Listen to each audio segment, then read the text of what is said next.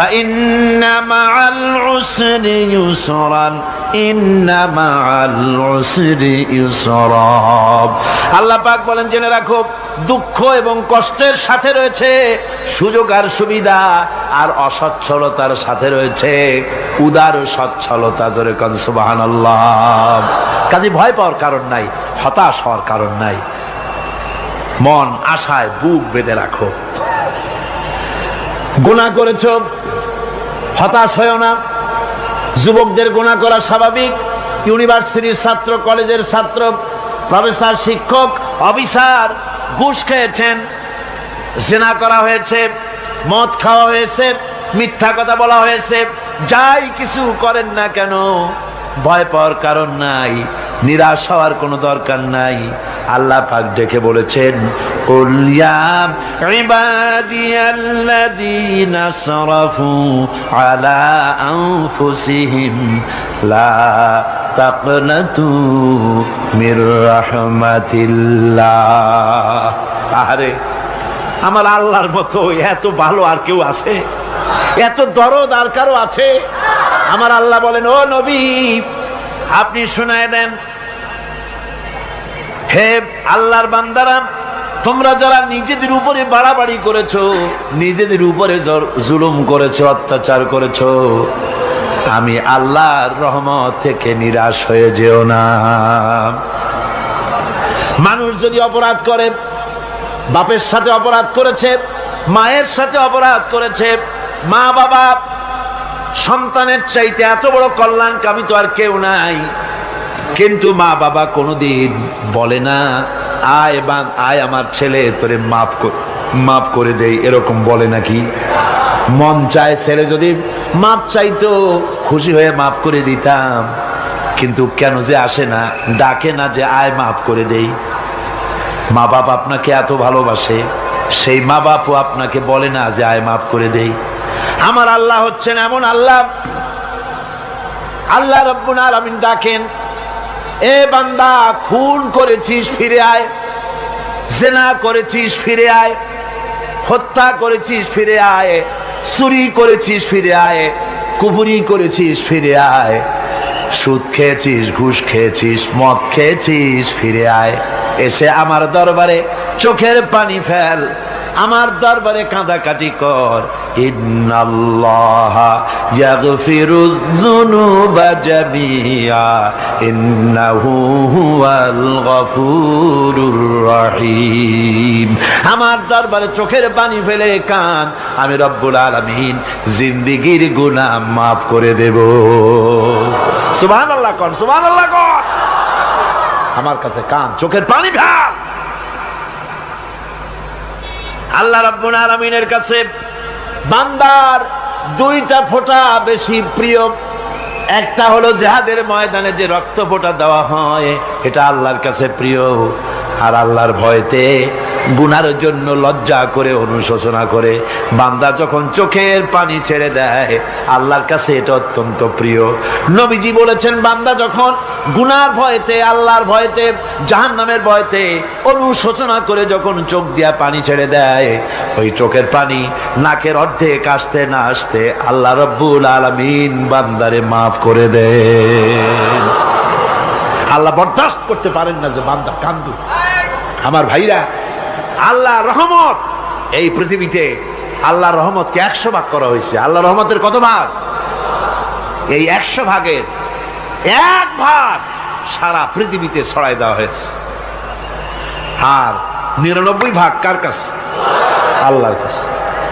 একটা ভাগ দুনিয়া ছড়ানো হয়েছে আদম আলাইহিস সালাম থেকে নিয়ে এই পর্যন্ত, এখান থেকে নিয়ে কিয়ামত পর্যন্ত পৃথিবীতে যত মানুষ আসবে, যত প্রাণী আসবে, তাদের মধ্যে প্রাণী জগতেও গাবি তার বাছুরকে ভালোবাসে ঠিক কিনা, হাতি তার বাচ্চাকে ভালোবাসে ঠিক কিনা, মুরগি তার বাচ্চাকে ভালোবাসে কিনা, প্রত্যেক মাই তার সন্তানকে ভালোবাসে মানুষের মতো। এই ভালোবাসা, স্নেহ, এই মমতা, এই করুণা, এই মহব্বত একটা ভাগ দুনিয়ায় দেওয়ার পর আপনি আর আমি যতটুকুন ভাগে পেয়েছি সেই মহব্বতে, স্ত্রীর মহব্বতে অস্থির, মায়ের মহব্বতে অস্থির, সন্তানের মহব্বতে অস্থির। এখন চিন্তা করেন, একটা ভাগ সারা পৃথিবীতে বিতরণ করার পর যেটুক পেয়েছি তাতে যদি এত মহব্বত হয়, তাহলে এর 99 ভাগ মহব্বত যে আল্লাহর কাছে জমা আছে, এই বান্দার জন্য তার কত মহব্বত, এই বান্দার জন্য কত করুণা তার, কত মহব্বত তার, কত দয়া তার। এজন্য আল্লাহ রাব্বুল আলামিন বলেছেন, নাব্বি ইবাদি আন্নী আনাল গফুরুর রহিম। ও আমার নবী, সুসংবাদ দিয়ে দাও, বান্দাদেরকে শোনায় দাও যে আমি আল্লাহ তাআলা ক্ষমাশীল আর দয়াবান। হুজুর কাঁদতেছিলেন, হযরত ওমর রাদিয়াল্লাহু তাআলা আনহু এসে দেখেন হুজুর একা কাঁদতেছে। হুজুর জিজ্ঞেস করছেন, হযরত ওমর জিজ্ঞেস করলেন, হুজুর আপনি কাঁদেন কেন একা একা? হযরত ওমর বলেন, আমি যখন প্রশ্ন করলাম নবীজি বললেন, আমার কাছে কিছু আগে জিবরাইল এসেছিলেন, জিবরাইল এসে আমাকে বললেন আল্লাহ পাক বলেছেন, হে আমার নবী, ইসলামের ভিতরে থেকে যে সমস্ত মানুষগুলো ইসলামের ভিতরে থেকে চুল আর দাড়ি পাকায় দিছে, কিয়ামতের দিন এই লোকগুলারে আমি শাস্তি দিতে আমার শরম হবে। হযরত ওমর বলেন, হুজুর উম্মতের জন্য কত বড় খোঁজ খবর এটা, আর আপনি কাঁদতেছেন। হুজুর বলেন, ওমর তুমি জানো না আমার কান্নার কারণ ভিন্ন।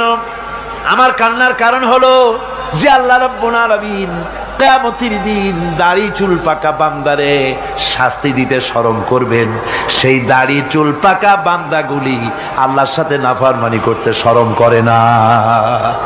আমি এই লজ্জায় কাঁদতেছি।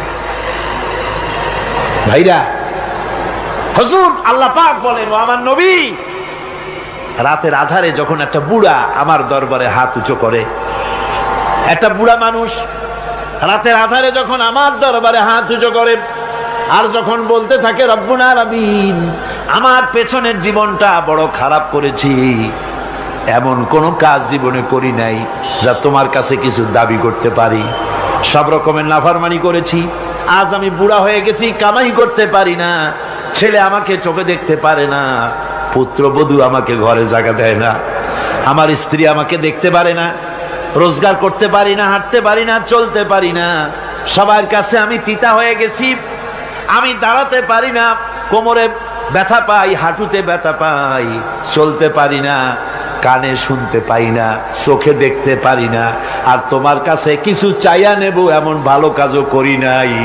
এইভাবে যখন বান্দা কাঁদতে থাকে আমার দরবারে, ও আমার হাবিব আমার রহমতের দরিয়ায় জোশ মেরে যায়, আমার শরম হয় এই বুড়াটারে কেমনে খালি হাতে ফিরাইয়া দেই। সুবহানাল্লাহ, সুবহানাল্লাহ। আমার আল্লাহর এত দয়া, আমার আল্লাহর এত মায়া, এত মহব্বত। আমার আল্লাহ রাব্বুল আলামিন বলেন, وَإِذَا سَأَلَكَ عِبَادِي عَنِّي فَإِنِّي قَرِيبٌ। ও আমার হাবিব, আমার বান্দা আমার ব্যাপারে প্রশ্ন করে, আমি বান্দার একদম নিকটে।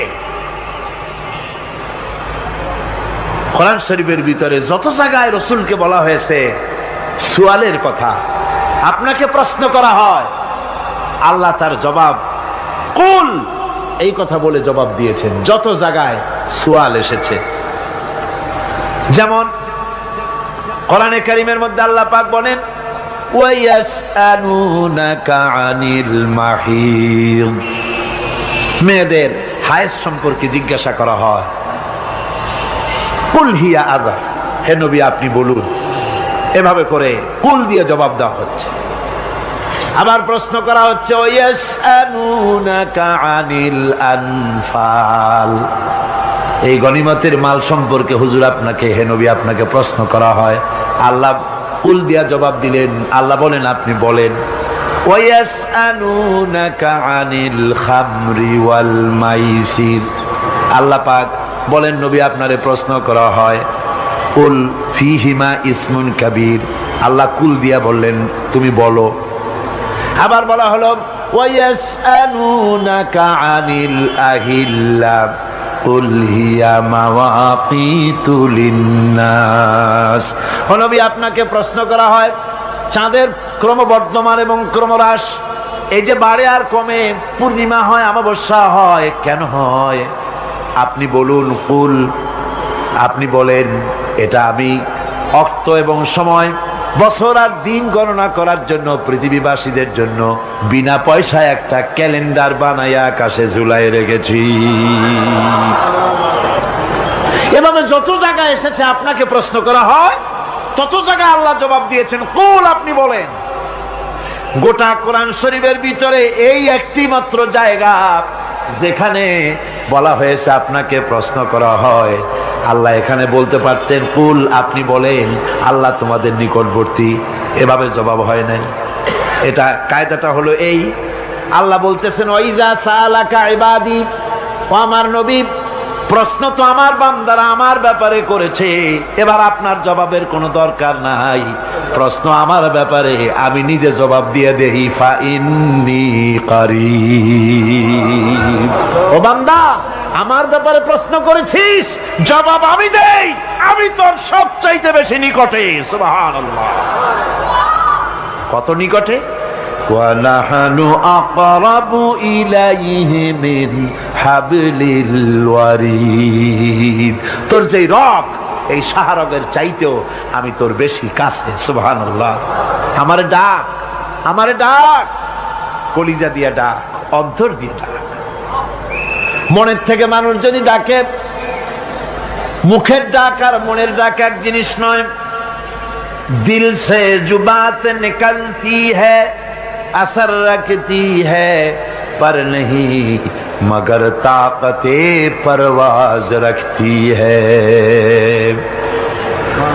দিল থেকে যে কথা বেরোয় তা প্রভাব বিস্তার করে, ডানা নাই কিন্তু ওড়ার ক্ষমতা রাখে।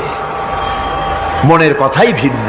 মন থেকে, দিল থেকে, কলিজা থেকে, অন্তরের গভীর কন্দর থেকে মুহাব্বতের সাথে কেউ যদি একবার বলে আল্লাহ, বলেন আল্লাহ, আল্লাহ, আল্লাহ, আল্লাহ রাব্বুল আলামিন বলেন, অন্তরের অন্তঃস্থল থেকে একটি বার যদি বান্দা বলেন আল্লাহ, আল্লাহ বলেন 70 বার সাড়া দিয়া জিজ্ঞেস করি, বান্দা কি চাও, আমি তোমার কাছে আছি। সুবহানাল্লাহ। আমি তোর একদম কাছে, কি চাস বল, বল আমার কাছে।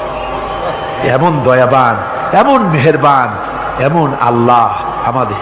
সে আল্লাহ রাব্বুল আলামিন, তিনি বলছেন وقال ربكم ادعوني استجب لكم। তোমাদের রব বলেছেন আমারে ডাকো, আমি আল্লাহ ডাকের সাড়া দিয়া দেব। সুবহানাল্লাহ। কারে ডাকতে হবে? কারে ডাকতে হবে? এই বিশাল জনসমুদ্র একযোগে চিল্লা এখন কারে ডাকতে হবে? কোন পীর সাহেবকে নয়, আল্লাহর কসম কোন খাজা বাবাকে নয়, ডাকতে হবে কারে? চিল্লা এখন কারে? ওয়াকালা রাব্বুকুম উদউনি, তোমার রব তোমাকে বলতেছে আমারে ডাকো, আস্তাজিব লাকুম, আমারে ডাকবে আমি সাড়া দিয়ে দেব। সুবহানাল্লাহ। আল্লাহকে ডাকেন। কি চাই আপনার বলেন, কি চাই? আল্লাহর কাছে চান, আল্লাহ দিয়ে দিবে। দেওয়ার জায়গা আল্লাহর কাছে চাইবেন, আল্লাহ দিবেন। দেওয়ার জায়গা, চাওয়ার জায়গা হলো সেজদায় পড়ে যাবেন। আমার ভাইয়েরা, জায়গাটা চিনায় দিলাম। মাজারে যাওয়া লাগবে না, কবরে যাওয়া লাগবে না। 2 রাকাত নামাজ পড়ে সেজদায় পড়ে গিয়া যত বিপদ আছে, মুসিবত আছে, সেজদার মধ্যে চোখের পানি ছেড়ে দেন আর কেন্দে কেন্দে জীবনের কথা বলেন। আল্লাহ রাব্বুল আলামিন আপনার আওয়াজ শুনবেন আর দোয়া কবুল করে নিবেন। কাঁদতে হবে আল্লাহর কাছে। কার কাছে? আল্লাহর কাছে।